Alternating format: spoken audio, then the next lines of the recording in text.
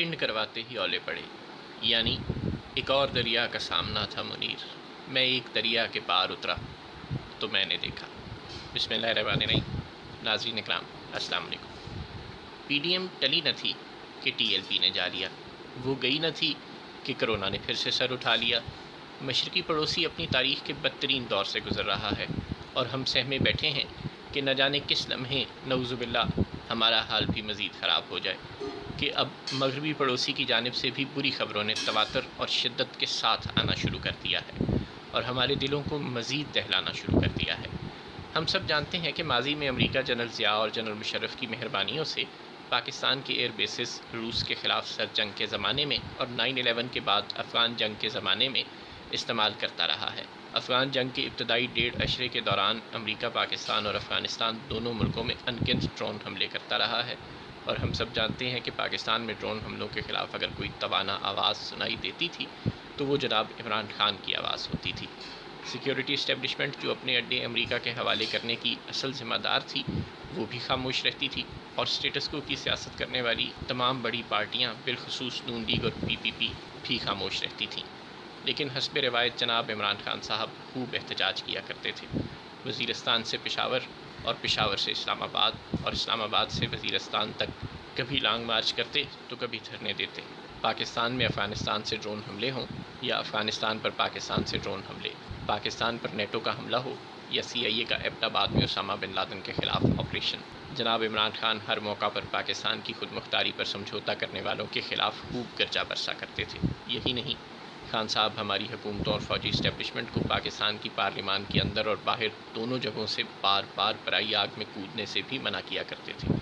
وہ افغانستان کے خلاف جنگ میں امریکی حکومت کو سہولیات فراہم کرنے کے بھی خلاف رہے، اور یمن میں جنگ کے دوران سعودی عرب اور دیگر دوست ممالک کی مدد کے بھی خلاف رہے۔ لیکن اب صورتحال یکسر بدل چکی ہے۔ آج خان صاحب پاکستان کے وزیر اعظم بن چکے ہیں، اور ملک کا بچہ بچہ یہ بات جان چکا ہے کہ جن اقدامات پر وہ اپوزیشن میں تنقید کیا کرتے تھے،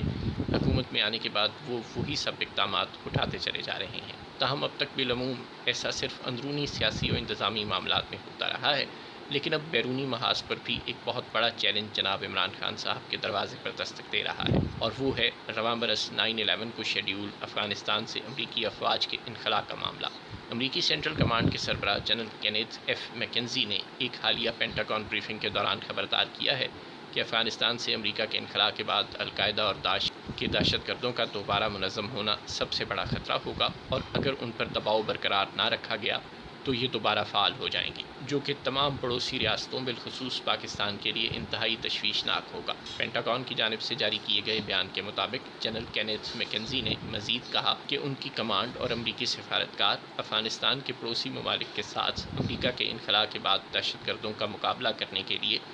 فوج اور طیارے تعینات کرنے کے معاہدے پر کام کر رہے ہیں۔ پاکستان اور دیگر ممالک کی جانب سے اپنی داخلی سیاسی مجبوریوں کے سبب واشنگٹن کو خطے میں فوجی بیس رکھنے سے ممکنہ طور پر روکے جانے کے سوال پر انہوں نے کہا کہ اس معاملے کا حتمی فیصلہ امریکہ حکومتی سطح پر کرے گا۔ یاد رہے کہ افغانستان میں 18 سالہ جنگ کے ابتدائی سالوں کے دوران امریکہ نے افغانستان اور پاکستان کے سرحدی علاقوں میں اپنے ڈرون مشنز کے لیے بلوچستان کی شمسی ایئر فیلڈ کو پرویز مشرف کی مہربانیوں سے سال ہر سال استعمال کیا تھا۔ جنرل کینیتھ میکنزی کا کہنا ہے کہ وہ اب بھی اس معاملے کا حل ڈھونڈ رہے ہیں کہ افغانستان میں عدم موجودگی کے باوجود امریکہ کیسے علاقے میں انسداد دہشت گردی آپریشنز کر سکتا ہے۔